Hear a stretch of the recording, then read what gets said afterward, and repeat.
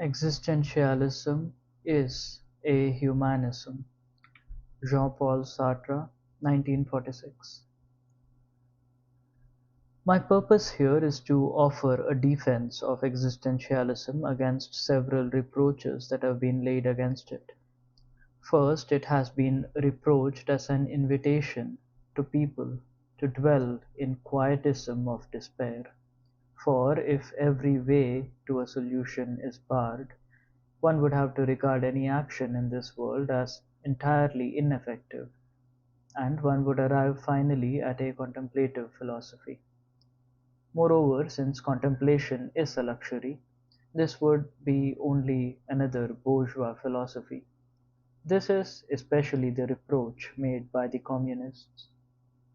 From another quarter, we are reproached for having underlined all that is ignominious in the human situation, for depicting what is mean, sordid, or base to the neglect of certain things that possess charm and beauty and belong to the brighter side of human nature. For example, according to the Catholic critic Mil Mercier, we forget how an infant smiles.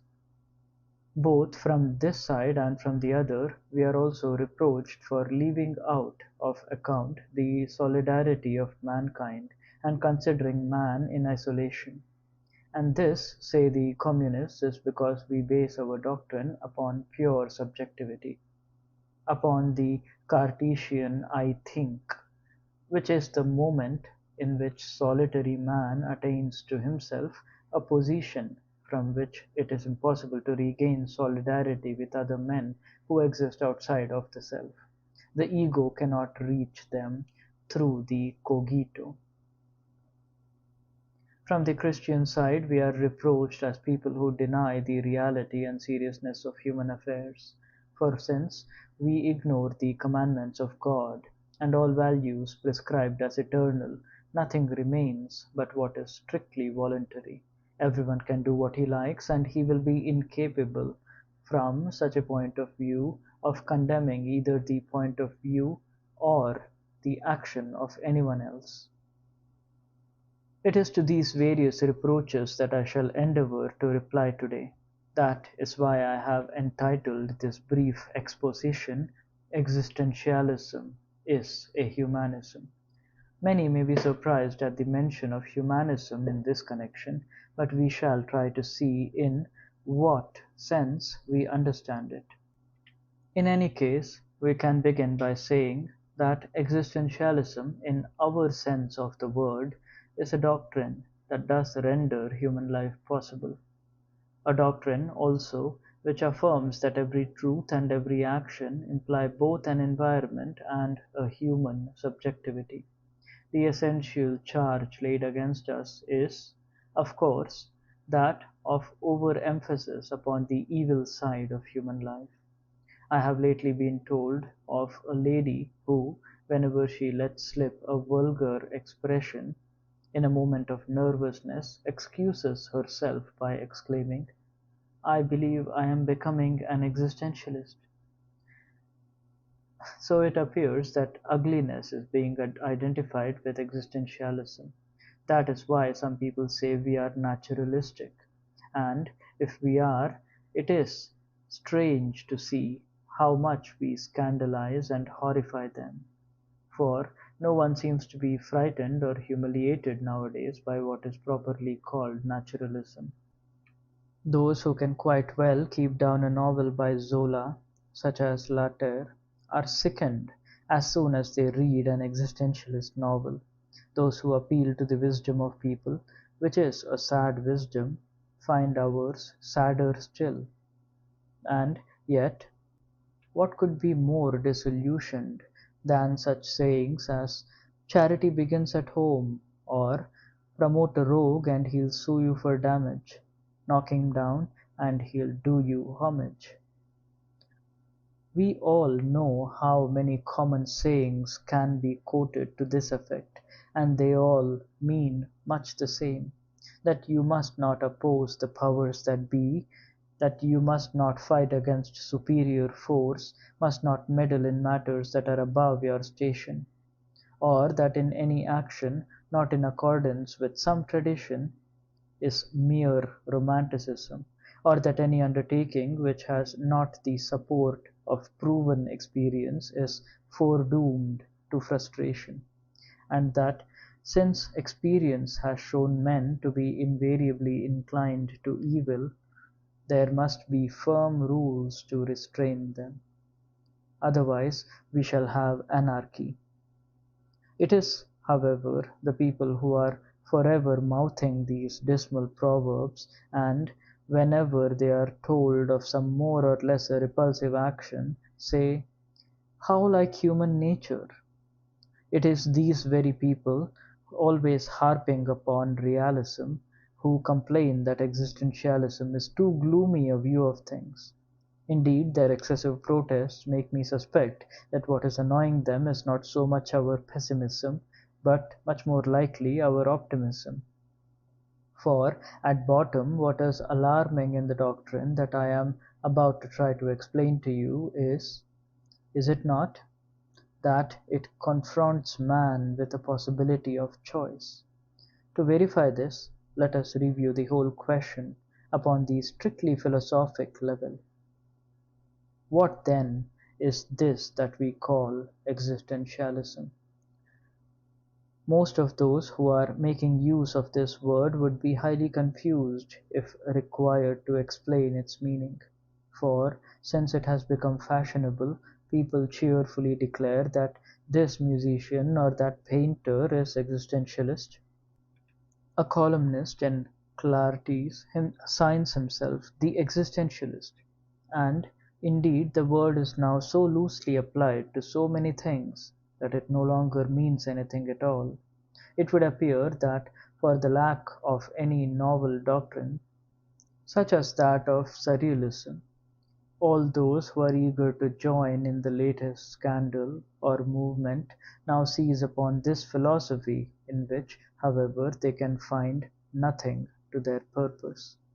For, in truth, this is, of all teachings, the least scandalous and the most austere.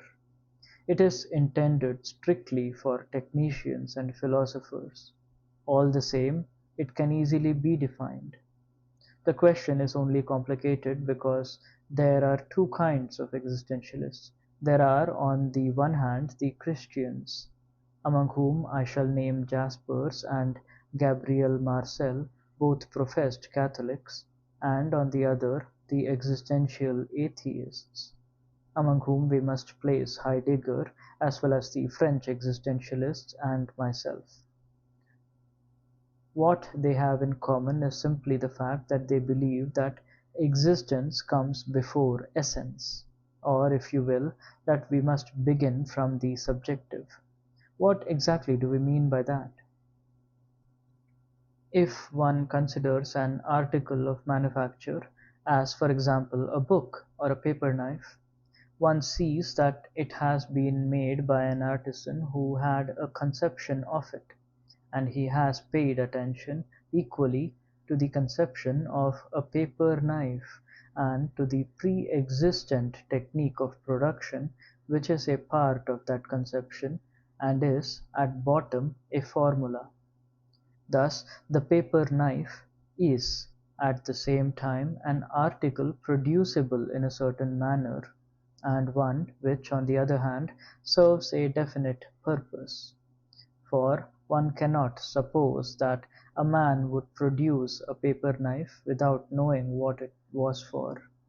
Let us say, then, of the paper knife that its essence, that is to say the sum of the formulae and the qualities which made its production and its definition possible, precedes its existence. The presence of such and such a paper knife or book is thus determined before my eyes. Here, then, we are viewing the world from a technical standpoint, and we can say that production precedes existence.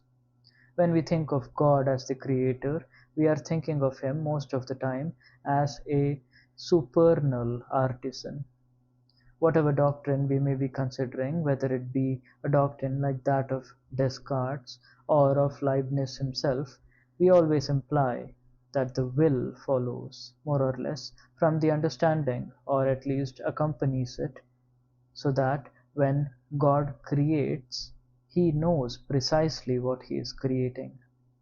Thus the conception of man in the mind of God is comparable to that of the paper knife in the mind of the artisan. God makes man according to a procedure and a conception, exactly as the artisan manufactures a paper knife, following a definition and a formula. Thus each individual man is the realization of a certain conception, which dwells in the divine understanding.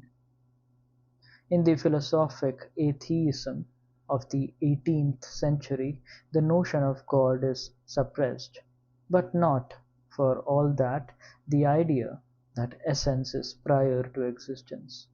Something of that idea we still find everywhere, in Diderot, in Voltaire, and even in Kant. Man possesses a human nature. That human nature, which is the conception of human being, is found in every man, which means that each man is a particular example of a universal conception, the conception of man. In Kant, this universality goes so far that the wild man of the woods, man in the state of nature, and the bourgeois are all contained in the same definition and have the same fundamental qualities. Here again the essence of man precedes that historic existence which we confront in experience. Atheistic existentialism, of which I am a representative, declares with greater consistency that if God does not exist, there is at least one being whose existence comes before its essence, a being which exists before it can be defined by any conception of it. That being is man, or as Heidegger has it, the human reality. What do we mean by saying that existence precedes essence? We mean that man, first of all, exists, encounters himself, surges up in the world, and defines himself afterwards. If man, as the existentialist sees him, is not definable, it is because, to begin with, he is nothing. He will not be anything until later, and then he will be what he makes of himself. Thus, there is no human nature because there is no God to have a conception of it. Man simply is. Not that he is simply what he conceives himself to be, but he is what he wills, and as he conceives himself, after already existing, as he wills to be after that leap towards existence. Man is nothing else but that which he makes of himself. That is the first principle of existentialism.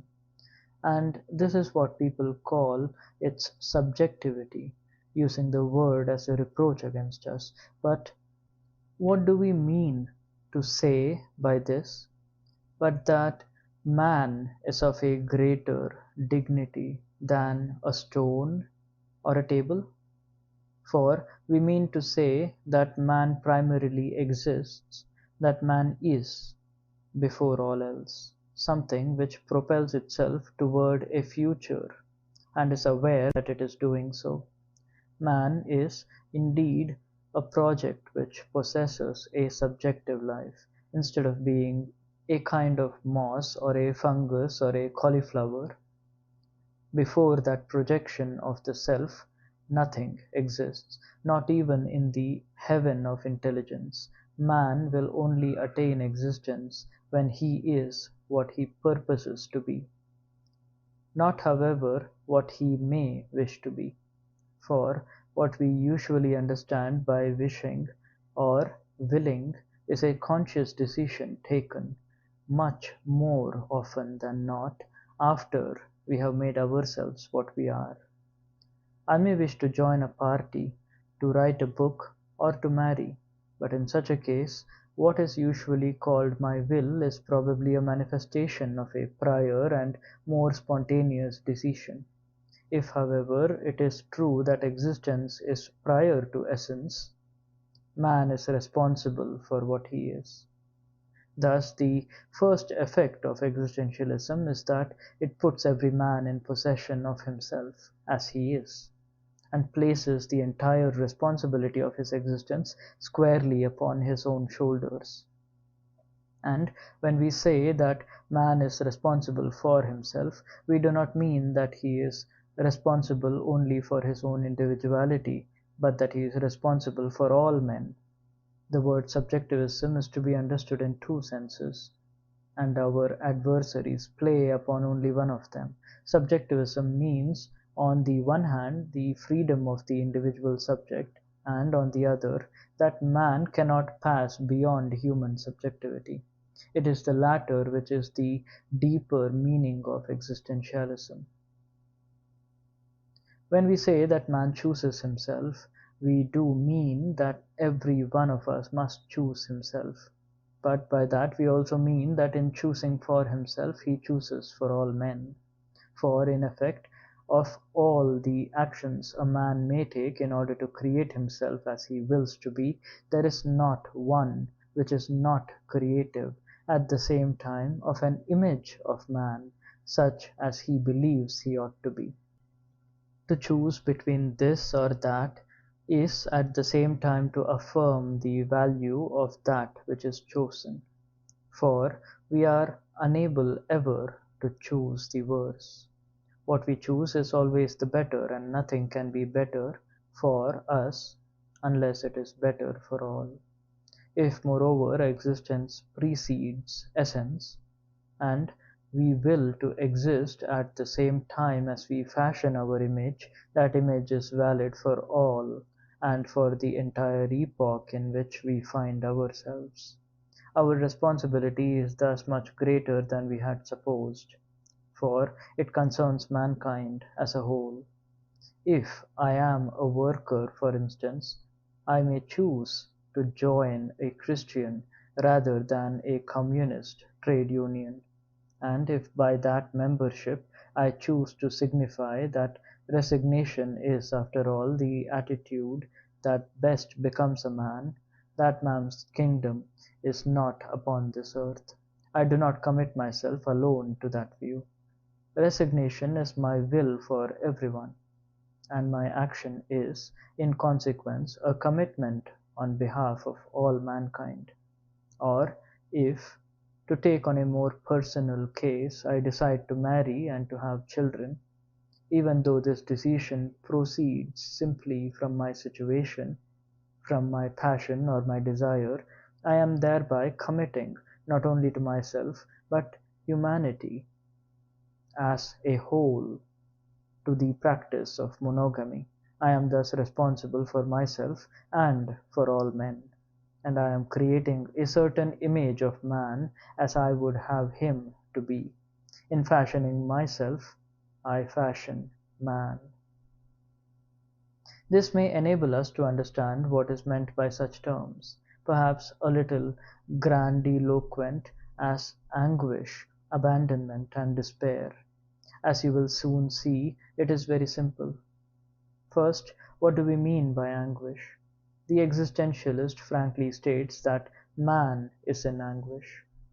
His meaning is as follows: when a man commits himself to anything, fully realizing that he is not only choosing what he will be, but is thereby at the same time a legislator deciding for the whole of mankind, in such a moment a man cannot escape from the sense of complete and profound responsibility.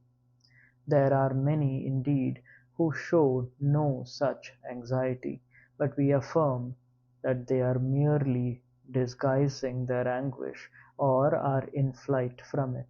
Certainly, many people think that in what they are doing they commit no one but themselves to anything, And if you ask them what would happen if everyone did so, they shrug their shoulders and reply, everyone does not do so.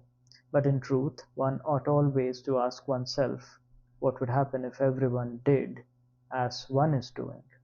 Nor can one escape from that disturbing thought except by a kind of self-deception. The man who lies in self-excuse by saying, everyone will not do it, must be ill at ease in his conscience, for the act of lying implies the universal value which it denies. By its very disguise his anguish reveals itself. This is the anguish that Kierkegaard called the anguish of Abraham. You know the story. An angel commanded Abraham to sacrifice his son, and obedience was obligatory. If it really was an angel who had appeared and said, Thou, Abraham, shalt sacrifice thy son, but anyone in such a case would wonder, first, whether it was indeed an angel, and secondly, whether I am really Abraham. Where are the proofs? A certain mad woman who suffered from hallucinations said that people were telephoning to her and giving her orders. The doctor asked, But who is it that speaks to you? She replied, He says it is God. And what indeed could prove to her that it was God? If an angel appears to me, what is the proof that it is an angel? Or if I hear voices, who can prove that they proceed from heaven and not from hell, or from my own subconsciousness or some pathological condition? Who can prove that they are really addressed to me? Who then can prove that I am the proper person to impose by my own choice my conception of man upon mankind? I shall never find any proof whatever. There will be no sign to convince me of it. If a voice speaks to me, it is still I myself who must decide whether the voice is or is not that of an angel. If I regard a certain course of action as good, it is only I who choose to say that it is good and not bad. There is nothing to show that I am Abraham. Nevertheless, I also am obliged at every instant to perform actions which are examples. Everything happens to every man as though the whole human race had its eyes fixed upon what he is doing and regulated its conduct accordingly. So every man ought to say, Am I really a man who has the right to act in such a manner that humanity regulates itself by what I do? If a man does not say that, he is dissembling his anguish. Clearly the anguish with which we are concerned here is not one that could lead to quietism or inaction. It is anguish, pure and simple, of the kind well known to all those who have borne responsibilities. When, for instance, a military leader takes upon himself the responsibility for an attack and sends a number of men to their death, he chooses to do it, and at bottom he alone chooses. No doubt under a higher command, but its orders, which are more general, require interpretation by him, and upon that interpretation depends the life of 10, 14, or 20 men. In making the decision he cannot but feel a certain anguish. All leaders know that anguish. It does not prevent their acting; on the contrary, it is the very condition of their action, for the action presupposes that there is a plurality of possibilities, and in choosing one of these they realize that it has value only because it is chosen. Now it is anguish of that kind which existentialism describes, and moreover, as we shall see, makes explicit through direct responsibility toward other men who are concerned. Far from being a screen which could separate us from action, it is a condition of action itself. And when we speak of abandonment, a favorite word of Heidegger, we only mean to say that God does not exist. and that it is necessary to draw the consequences of his absence right to the end. The existentialist is strongly opposed to a certain type of secular moralism, which seeks to suppress God at the least possible expense. Toward 1880, when the French professors endeavored to formulate a secular morality, they said something like this: God is a useless and costly hypothesis, so we will do without it. However, if we are to have morality, a society and law-abiding world, it is essential that certain values should be taken seriously. They must have an a priori existence ascribed to them. It must be considered obligatory a priori to be honest, not to lie, not to beat one's wife, to bring up children, and so forth. So we are going to do a little work on this subject, which will enable us to show that these values exist all the same, inscribed in an intelligible heaven, although, of course, there is no God.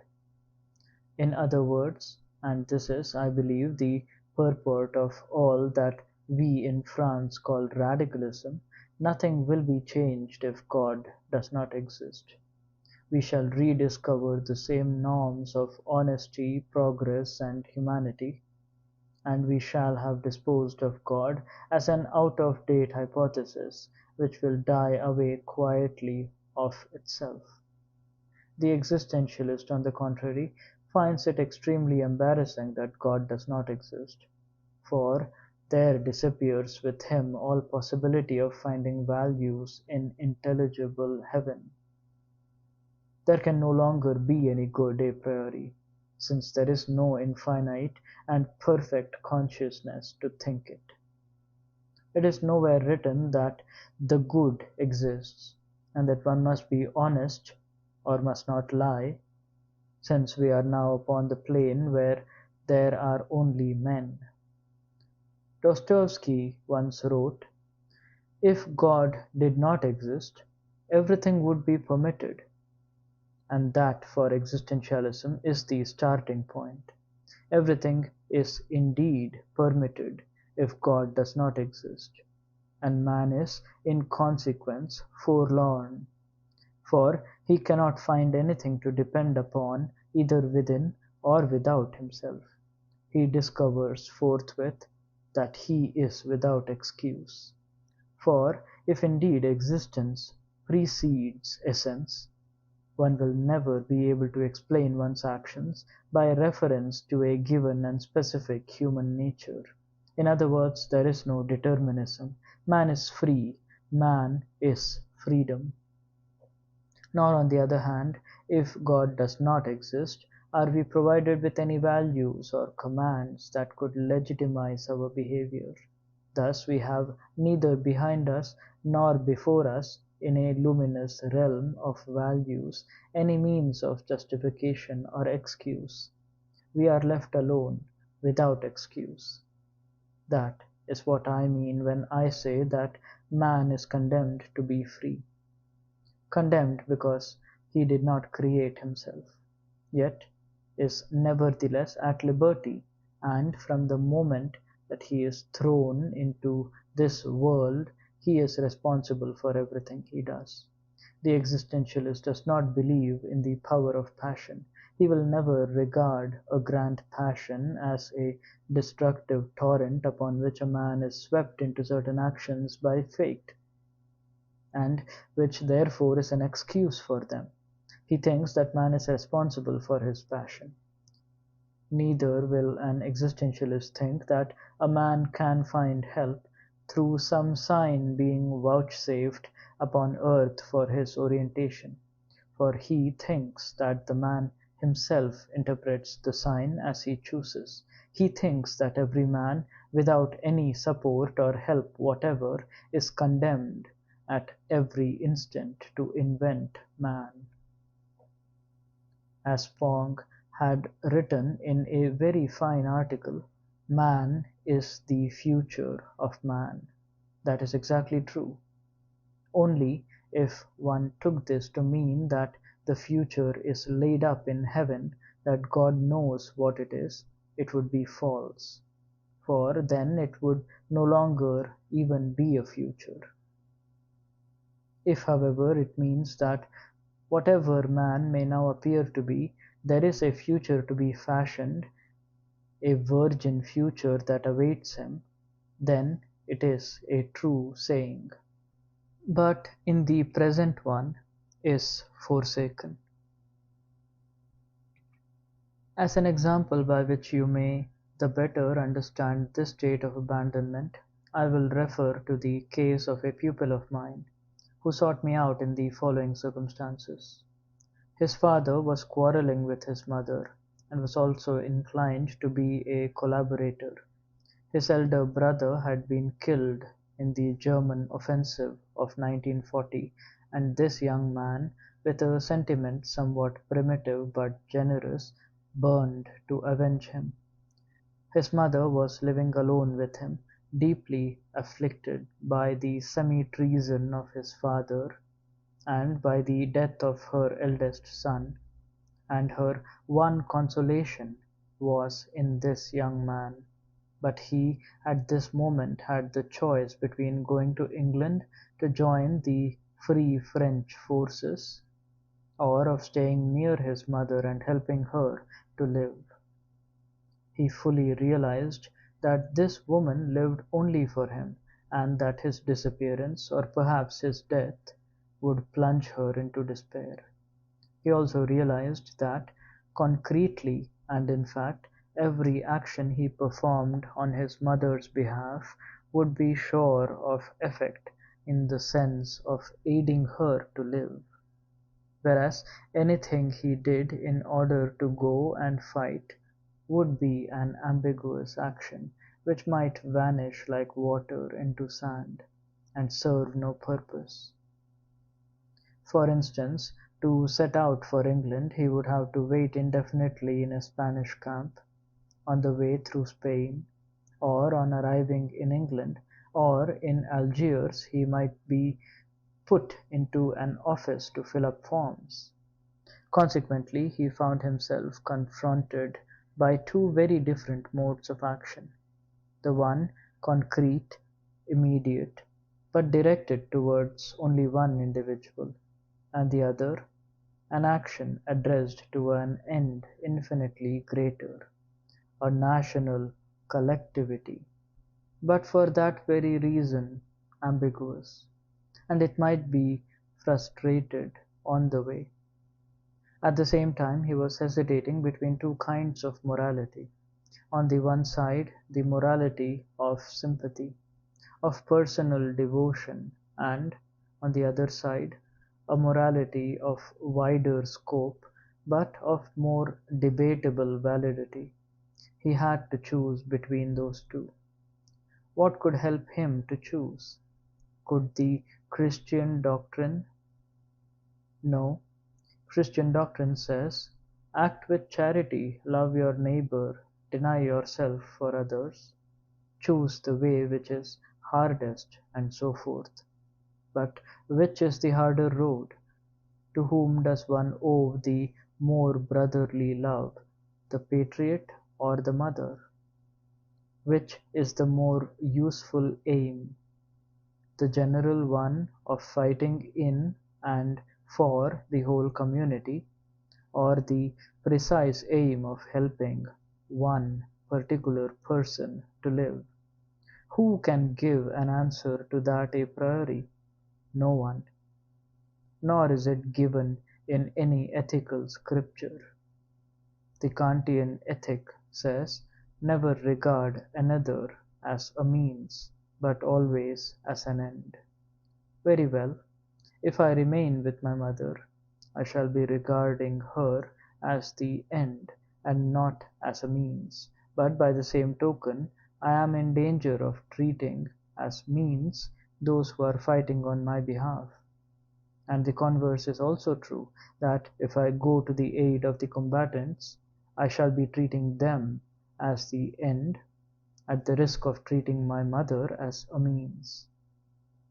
If values are uncertain, if they are still too abstract to determine the particular, concrete case under consideration, nothing remains but to trust in our instincts.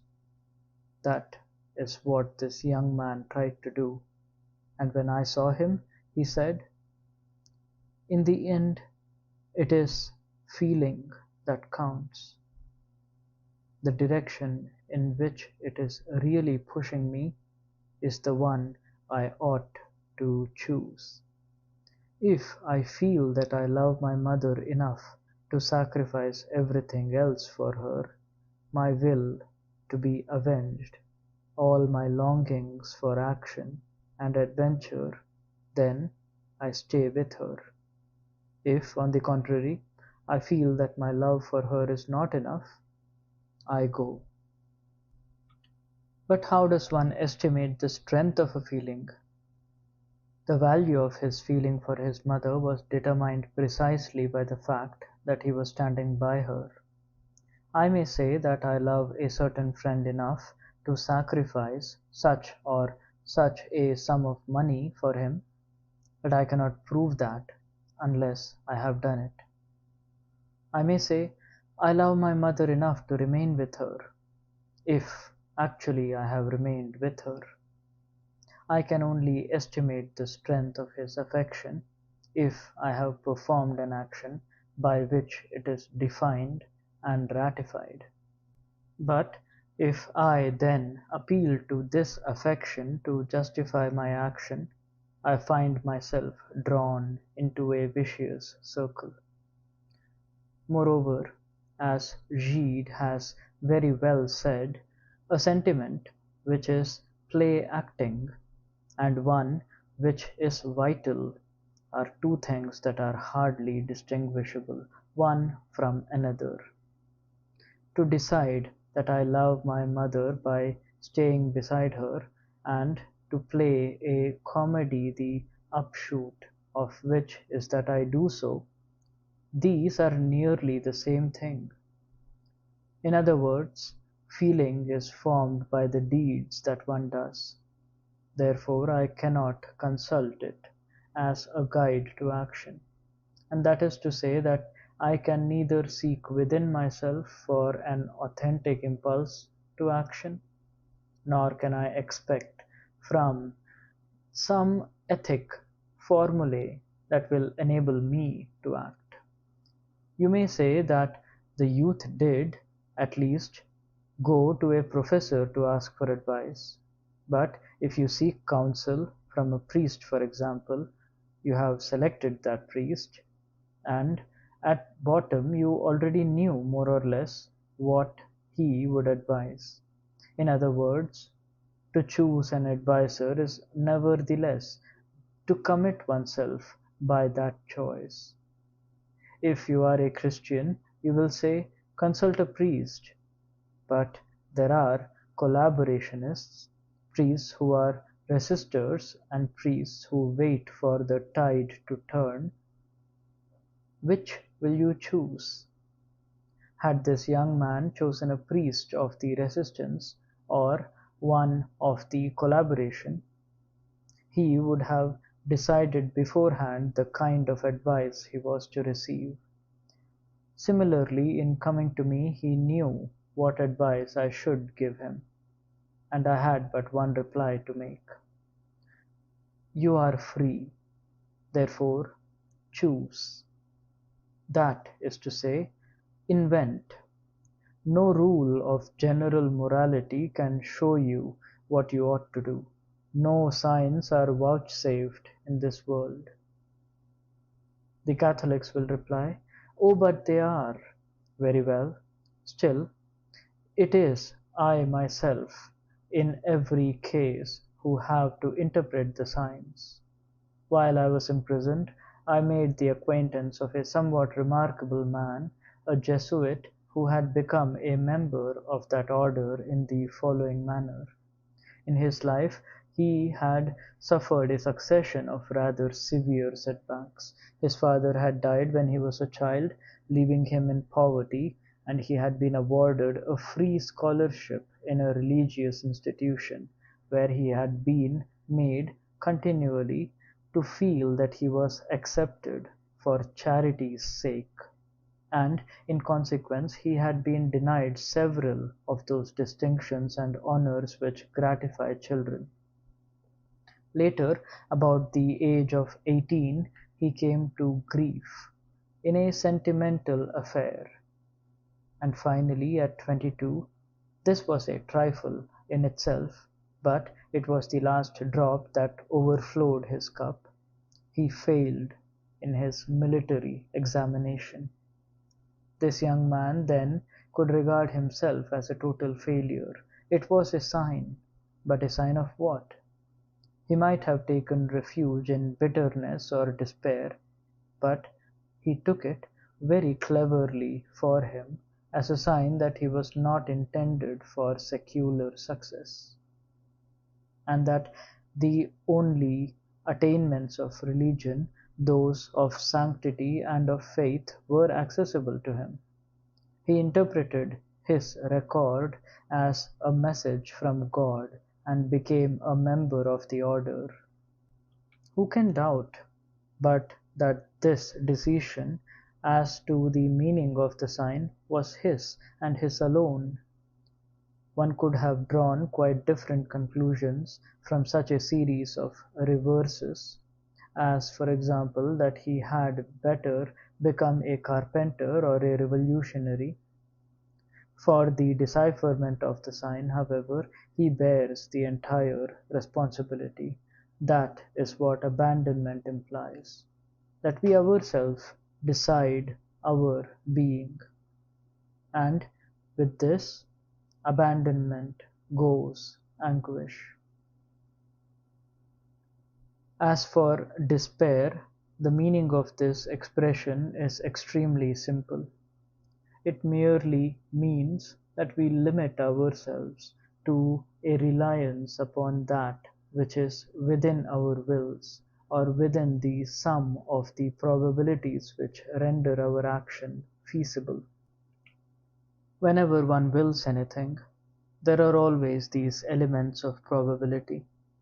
If I am counting upon a visit from a friend, who may be coming by train or by tram, I presuppose that the train will arrive at the appointed time, or that the tram will not be derailed.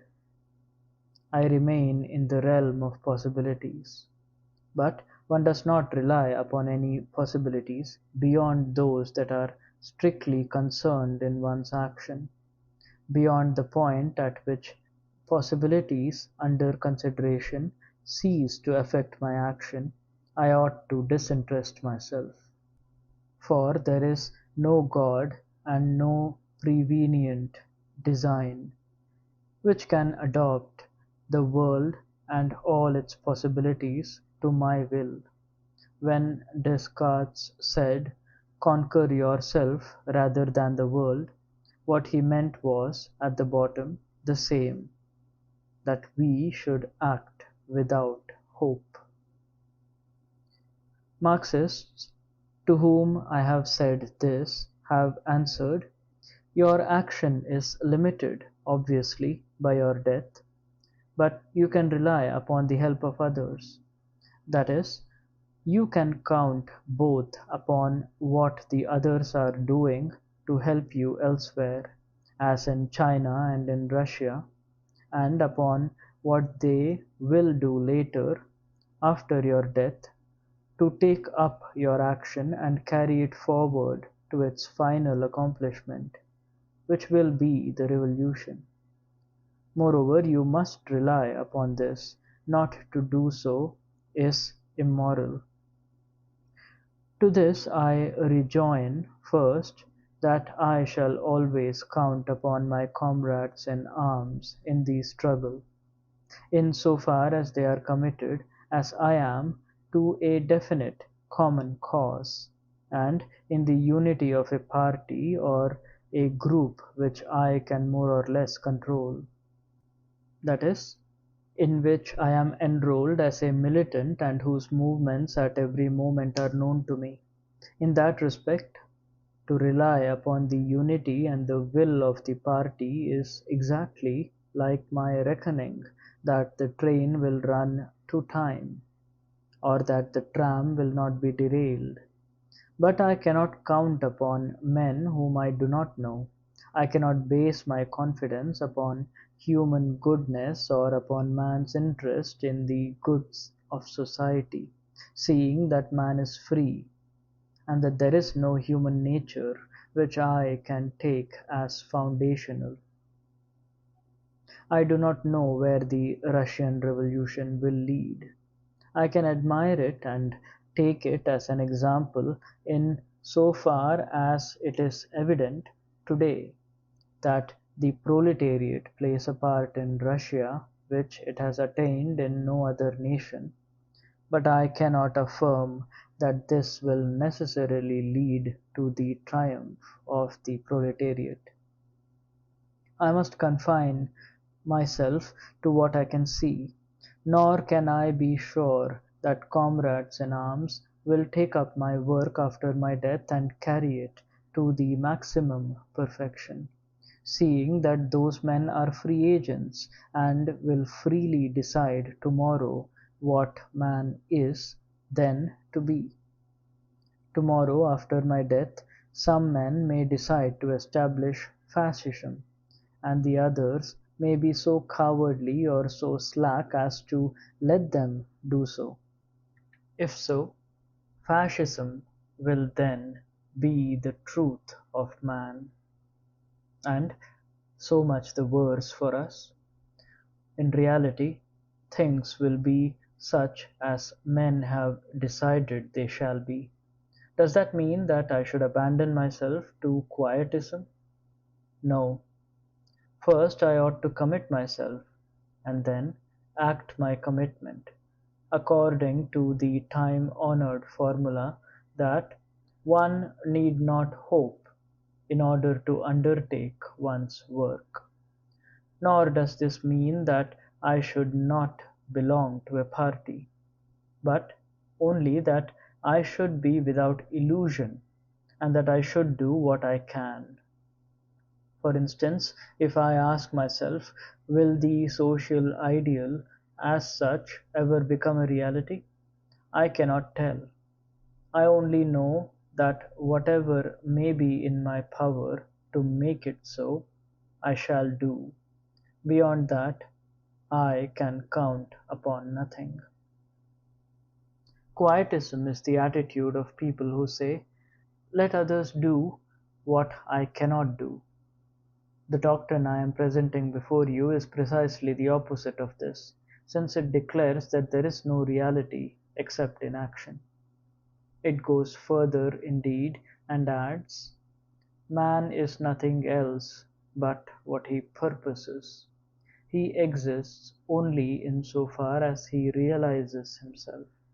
He is therefore nothing else but the sum of his actions, nothing else but what his life is.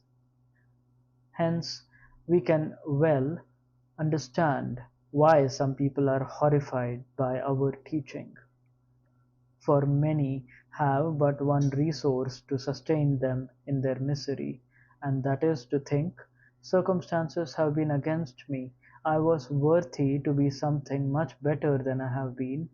I admit I have never had a great love or a great friendship, but that is because I never met a man or a woman who were worthy of it.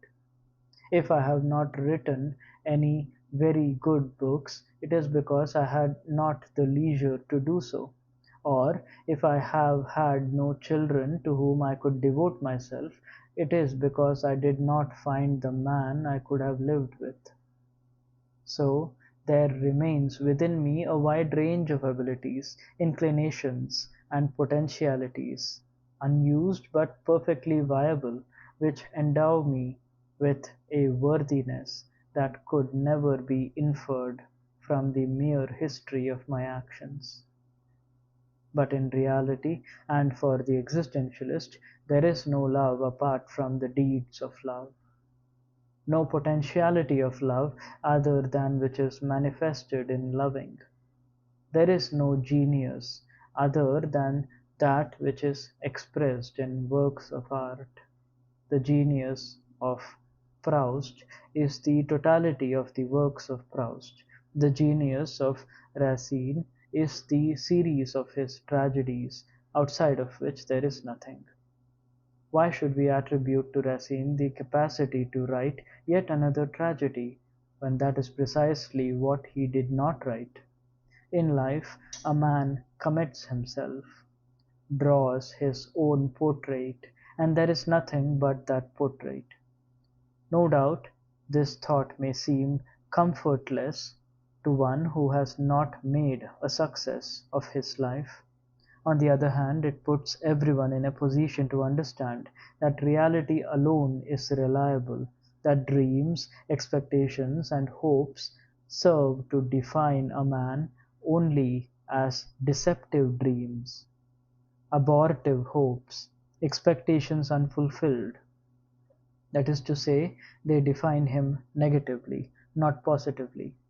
Nevertheless, when one says, "You are nothing else but what you live," it does not imply that an artist is to be judged solely by his works of art, for a thousand other things contribute no less to his definition as a man.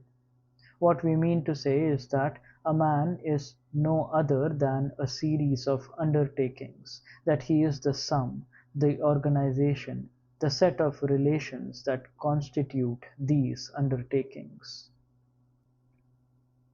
In the light of all of this, what people reproach us with is not, after all, our pessimism, but the sternness of our optimism. If people condemn our works of fiction, in which we describe characters that are base, weak, cowardly, and sometimes even frankly evil, it is not only because those characters are base, weak, cowardly, or evil. For suppose that, like Zola, we showed that the behavior of those characters was caused by their heredity, or by the action of their environment upon them, or by determining factors, psychic or organic, people would be reassured. They would say, "You see, that is what we are like. No one can do anything about it." But the existentialist, when he portrays a coward, shows him as responsible for his cowardice. He is not like that on account of a cowardly heart or lungs or cerebrum. He has not become like that through his physiological organism. He is like that because he has made himself into a coward by actions.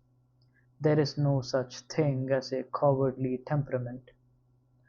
There are nervous temperaments. There is what is called impoverished blood, and there are also rich temperaments. But the man whose blood is poor is not a coward for all that. For what produces cowardice is the act of giving up or giving way, and a temperament is not an action. A coward is defined by the deed that he has done. What people feel obscurely and with horror is that the coward as we present him is guilty of being coward. What people would prefer would be to be born either a coward or a hero. One of the charges most often laid against the Chemins de la Liberté is something like this. Quote, "But after all, these people being so base, how can you make them into heroes?" End quote. That objection is really rather comic, for it implies that people are born heroes, and that is, at bottom, what such people would like to think. If you are born cowards, you can be quite content. You can do nothing about it, and you will be cowards all your lives, whatever you do. And if you are born heroes, you can again be quite content. You will be heroes all your lives, eating and drinking heroically. Whereas the existentialist says that the coward makes himself cowardly. the hero makes himself heroic, and that there is always a possibility for the coward to give up cowardice and for the hero to stop being a hero. What counts is the total commitment, and it is not by a particular case or particular action that you are committed altogether. We have now, I think, dealt with a certain number of the reproaches against existentialism. You have seen that it cannot be regarded as a philosophy of quietism, since it defines man by his action, nor as a pessimistic description of man, for no doctrine is more optimistic. The destiny of man is placed within himself. Nor is it an attempt to discourage man from action, since it tells him that there is no hope except in his action, and that the one thing which permits him to have life is the deed. Upon this level, therefore, what are we considering is an ethic of action and self-commitment. However, we are still reproached, upon these few data, for confining man within his individual subjectivity. There again people badly misunderstand us. Our point of departure is indeed the subjectivity of the individual, and that for strictly philosophic reasons. It is not because we are bourgeois, but because we seek to base our teaching upon the truth, and not upon a collection of fine theories full of hope but lacking real foundations. And at the point of departure there cannot be any other truth than this: I think, therefore I am, which is the absolute truth of consciousness as it attains to itself. Every theory which begins with man outside of this moment of self-attainment is a theory which thereby suppresses the truth.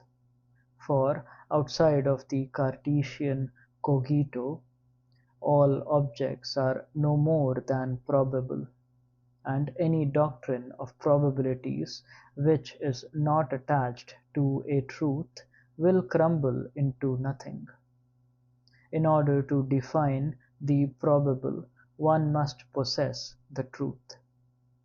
Before there can be any truth whatever, then there must be an absolute truth, and there is such a truth which is simple, easily attained, and within the reach of everybody. It consists in one's immediate sense of one's self. In the second place, this theory alone is compatible with the dignity of man. It is the only one which does not make man into an object. All kinds of materialism lead one to treat every man, including oneself, as an object. That is, as a set of predetermined reactions, in no way different from the patterns of qualities and phenomena which constitute a table, or a chair, or a stone. Our aim is precisely to establish the human kingdom as a pattern of values and distinction from the material world. But the subjectivity which we thus postulate as the standard of truth is no narrowly individual subjectivism, for, as we have demonstrated, it is not the only one's self that one discovers in the cogito, but those of others too. Contrary to the philosophy of Descartes, contrary to that of Kant, when we say "I think," we are attaining to ourselves in the presence of the other, and we are just as certain of the other as we are of ourselves. Thus the man who discovers himself directly in the cogito also discovers all the others, and discovers them as the condition of his own existence. He recognizes that he cannot be anything, in the sense in which one says one is spiritual, or that one is wicked, or jealous, unless others recognize him as such. I cannot obtain any truth whatsoever about myself, except through the mediation of another. The other is indispensable to my existence, and equally so to any knowledge I can have of myself. Under these conditions, the intimate discovery of myself is at the same time the revelation of the other, as a freedom which confronts mine, and which cannot think or will without doing so, either for or against me. Thus, at once, we find ourselves in a world which is, let us say, that of intersubjectivity. It is in this world that man has to decide what he is and what others are. Furthermore, although it is impossible to find in each and every man a universal essence that can be called human nature, there is nevertheless a human universality of condition. It is not by chance that the thinkers of today are so much more ready to speak of the condition than of the nature of man.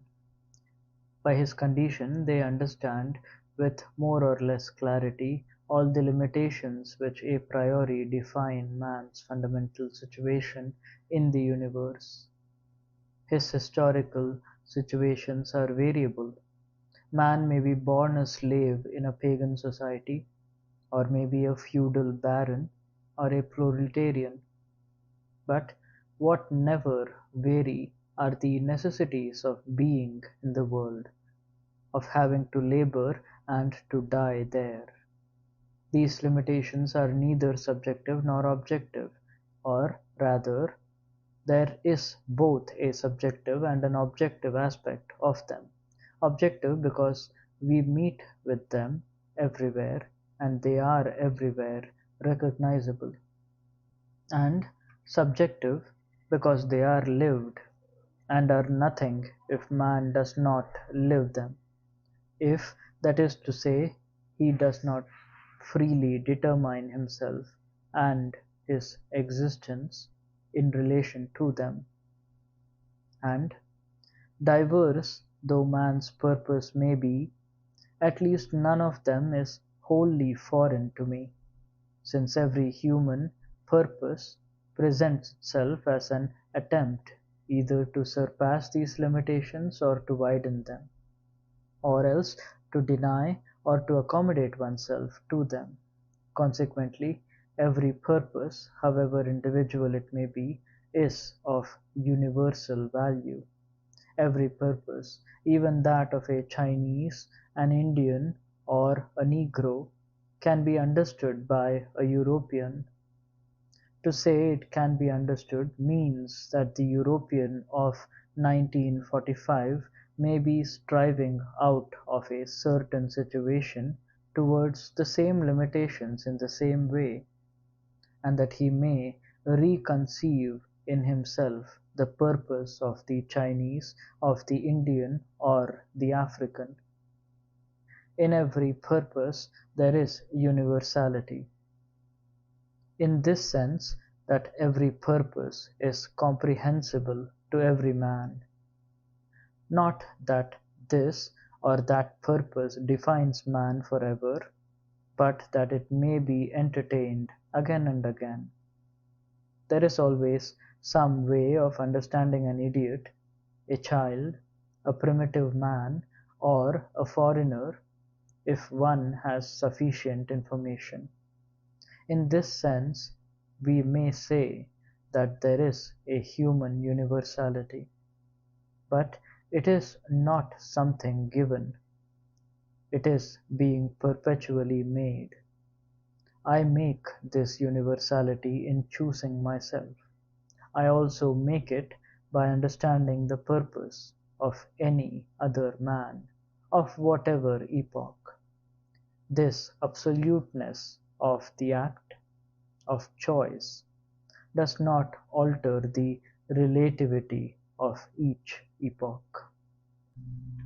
What is at the very heart and center of existentialism is the absolute character of the free commitment, by which every man realizes himself in realizing a type of humanity, a commitment always understandable, to no matter whom, in no matter what epoch, and its bearing upon the relativity of the cultural pattern which may result from absolute commitment. One must observe equally the relativity of Cartesianism and the absolute character of the Cartesian commitment.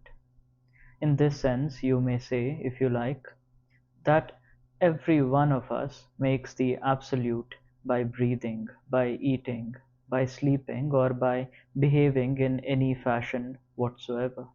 There is no difference between free being as self-committal as existence choosing its essence, and absolute being.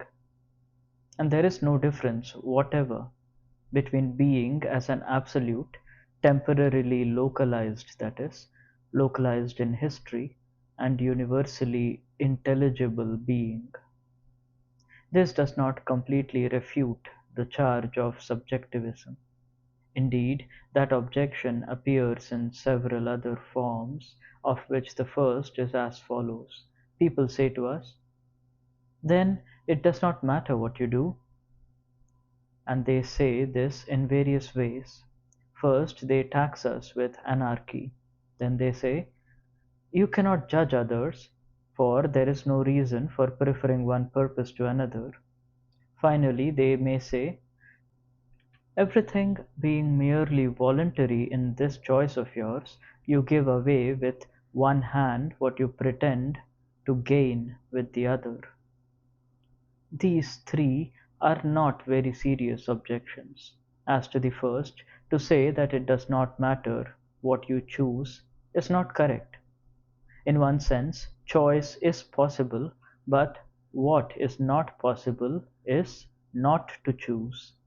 I can always choose, but I must know that if I do not choose, that is still a choice.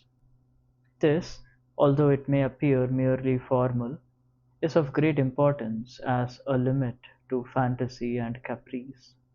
For when I confront a real situation, for example, that I am a sexual being, able to have relations with a being of the other sex, and able to have children, I am obliged to choose my attitude to it, and in every respect I bear the responsibility of the choice, which, in committing myself, also commits the whole of humanity. Even if my choice is determined by no a priori value whatever, it can have nothing to do with caprice. And if anyone thinks that this is only Gide's theory of the acte gratuit over again, he has failed to see the enormous difference between this theory and that of Gide. Gide does not know what a situation is. His act is one of pure caprice. In our view, on the contrary, man finds himself in an organized situation in which he is himself involved. His choice involves mankind in its entirety, and he cannot avoid choosing. Either he must remain single, or he must marry without having children, or he must marry and have children. In any case, and whichever he may choose, it is impossible for him, in respect of this situation, not to take complete responsibility. Doubtless he chooses without reference to any pre-established value, but it is unjust to tax him with caprice. Rather, let us say that the moral choice is comparable to the construction of a work of art. But here I must at once digress to make it quite clear that we are not propounding an aesthetic morality. for our adversaries are disingenuous enough to reproach us with even that. I mention the work of art only by way of comparison. That being understood, does anyone reproach an artist when he paints a picture for not following rules established a priori? Does one ever ask what is the picture that he ought to paint? As everyone knows, there is no predefined picture for him to make. The artist applies himself to the composition of a picture, and the picture that ought to be made is precisely that which he will have made. As everyone knows, there is no aesthetic values a priori, but there are values which will appear in due course in the coherence of the picture, in the relation between the will to create and the finished work. No one can tell what the painting of tomorrow will be like. One cannot judge a painting until it's done. What has that do with morality? We are in the same creative situation. We never speak of a work of art as irresponsible. When we are discussing a canvas by Picasso, we understand very well that the composition became what it is at the time when he was painting it, and that his works are part and parcel of his entire life. It is the same upon the plane of morality. There is this in common between art and morality, that in both we have to do with creation and invention. We cannot decide a priori what it is that should be done. I think it was made sufficiently clear to you in the case of that student who came to see me, that to whatever ethical system he might appeal, the Kantian or any other, he could find no sort of guidance whatever. He was obliged to invent the law for himself. Certainly we cannot say that this man, in choosing to remain with his mother, that is, in taking sentiment, personal devotion, and concrete charity as his moral foundations, would be making an irresponsible choice. Nor could we do so if he preferred the sacrifice of going away to England. Man makes himself. He is not found ready-made. He makes himself by the choice of his morality, and he cannot but choose a morality, such is the pressure of circumstances upon him. We define man only in relation to his commitments. It is therefore absurd to reproach us for irresponsibility in our choice. In the second place, people say to us, "You are unable to judge others." This is true in one sense and false in another. It is true in this sense that whenever a man chooses his purpose and his commitment in all clearness and in all sincerity, whatever the purpose may be, it is impossible for him to prefer another. It is true in the sense that we do not believe in progress. Progress implies amelioration, but man is always the same, facing a situation which is always changing, and choice remains always a choice in the situation. The moral problem has not changed since the time when it was a choice between slavery and anti-slavery. From the time of the War of Secession, for example, until the present moment when one chooses between the MRP, Movement Republicain Populaire, and the communists. We can judge nevertheless, for, as I have said, one chooses in view of others, and in view of others one chooses himself. One can judge first, and perhaps this is not a judgment of value, but it is a logical judgment, that in certain cases choice is founded upon an error, and in others upon the truth. One can judge a man by saying that he deceives himself. Since we have defined the situation of man as one of free choice, without excuse and without help, any man who takes refuge behind the excuse of his passions, or by inventing some deterministic doctrine, is a self-deceiver. One may object, but why should he not choose to deceive himself? I reply that it is not for me to judge him morally. but I define his self-deception as an error. Here one cannot avoid pronouncing a judgment of truth. The the self-deception is evidently a falsehood, because it is a dissimulation of man's complete liberty of commitment. Upon this same level, I say that it is also a self-deception if I choose to declare that certain values are incumbent upon me. I am in contradiction with myself if I will these values and at the same time say that they impose themselves upon me. If anyone says to me, "And what if I wish to deceive myself?"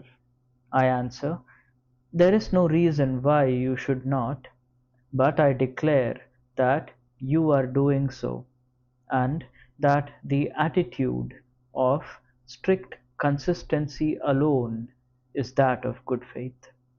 Furthermore, I can pronounce a moral judgment, for I declare that freedom in respect of concrete circumstances can have no other end and aim but itself, and once a man has seen that values depend upon himself in that state of forsakenness, he can will only one thing, and that is freedom as the foundation of all values. That does not mean that he wills it in the abstract. It simply means that the actions of men of good faith have as their ultimate significance the quest of freedom itself as such. A man who belongs to some communist or revolutionary society wills certain concrete ends, which imply the will to freedom, but that freedom is willed in community.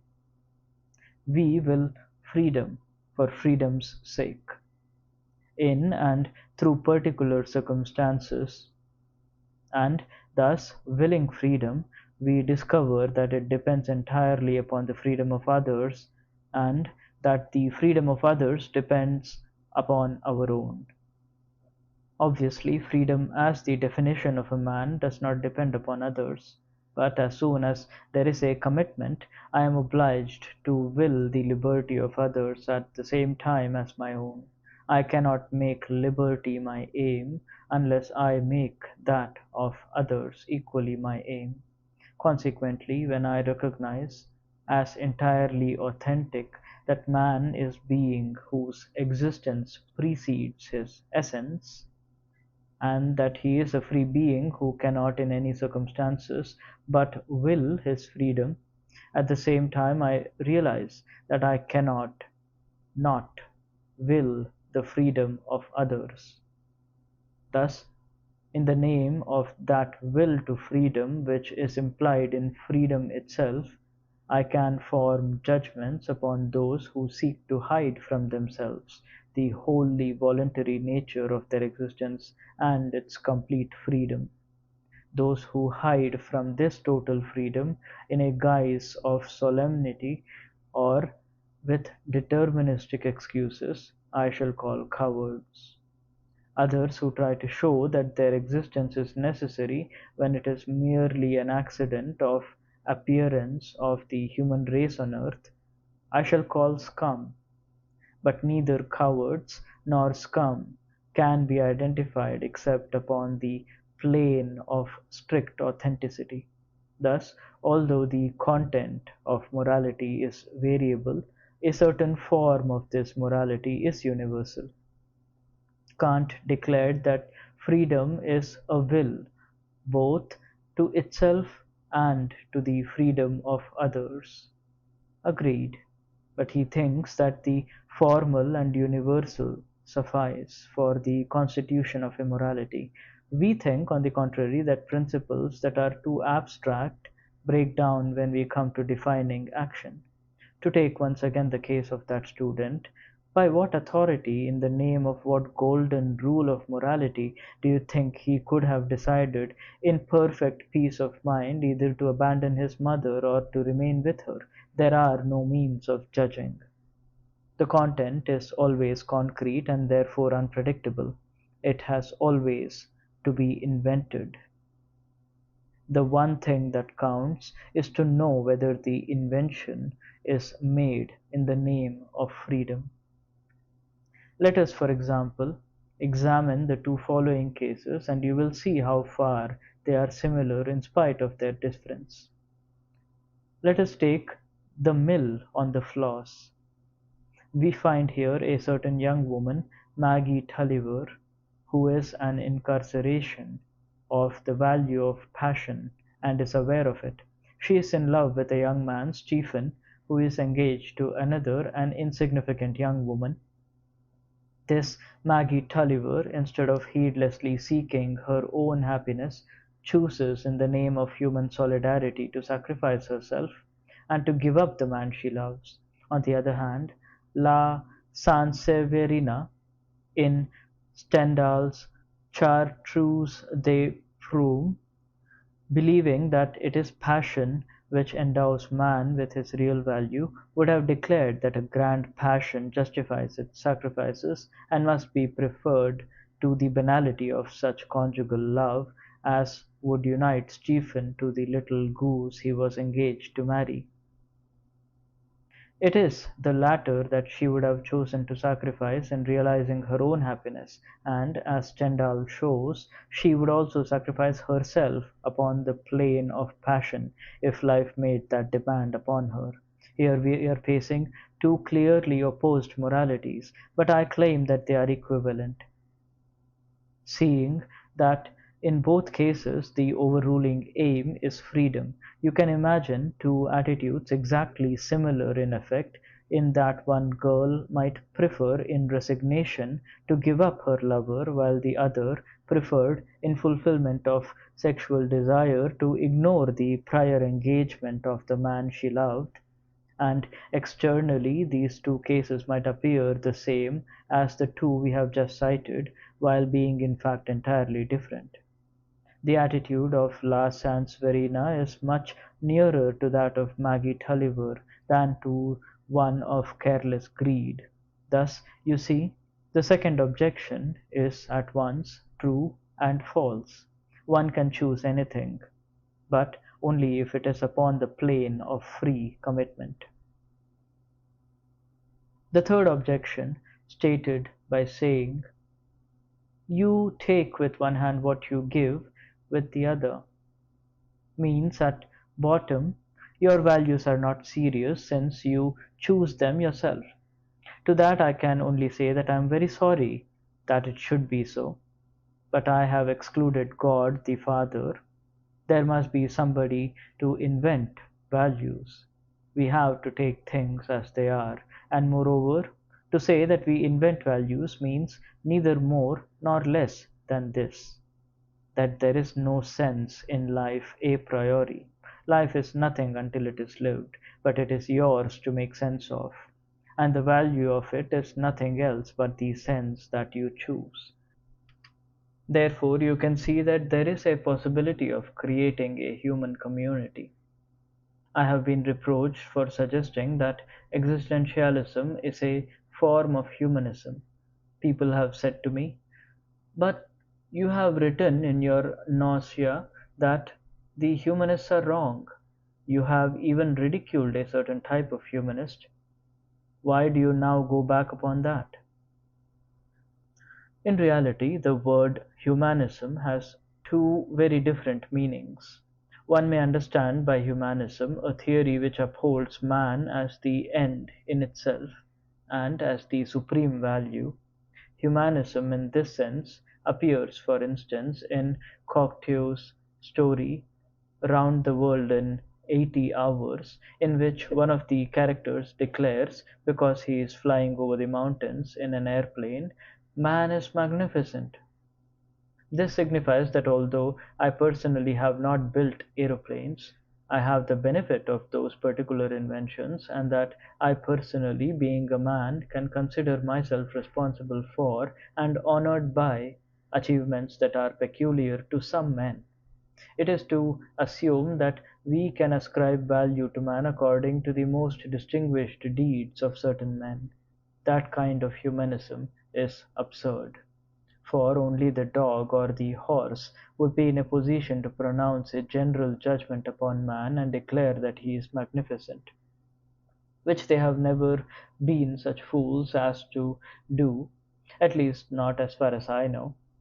But neither is it admissible that a man should pronounce judgment upon man. Existentialism dispenses with any judgment of this sort. An existentialist will never take man as the end, since man is still to be determined, and we have no right to believe that humanity is something to which we could set up a cult, after the manner of Auguste Comte. The cult of humanity ends with Comtean humanism, shut in upon itself, and this must be said, in fascism. We do not want a humanism like that. But there is another sense of the word, of which the fundamental meaning is this: man is all the time outside of himself. It is in projecting and losing himself beyond himself that he makes man to exist, and on the other hand, it is by pursuing transcendent aims that he himself is able to exist. Since man is thus self-surpassing and can grasp objects only in relation to his self-surpassing, he is himself the heart and center of his transcendence. There is no universe except the human universe, the universe of human subjectivity. This relation of transcendence as constitutive of man, not in the sense that God is transcendent, but in the sense of self-surpassing with subjectivity, in such a sense that man is not shut up in himself but forever present in a human universe, it is this that we call existential humanism. This is humanism, because we remind man that there is no legislator but himself, that he himself, thus abandoned, must decide for himself, and also because we show that it is not by turning back upon himself, but always by seeking beyond himself an aim which is one of liberation or of some particular realization, that man can realize himself as truly human. You can see from these few reflections that nothing could be more unjust than the objections people raise against us. Existentialism is nothing else but an attempt to draw the full conclusions from a consistently atheistic position. Its intention is not in the least that of plunging men into despair. And if by despair one means, as the Christians do, any attitude of unbelief, the despair of the existentialists is something different. Existentialism is not atheistic, in the sense that it would not exhaust itself in demonstrations of the non-existence of God.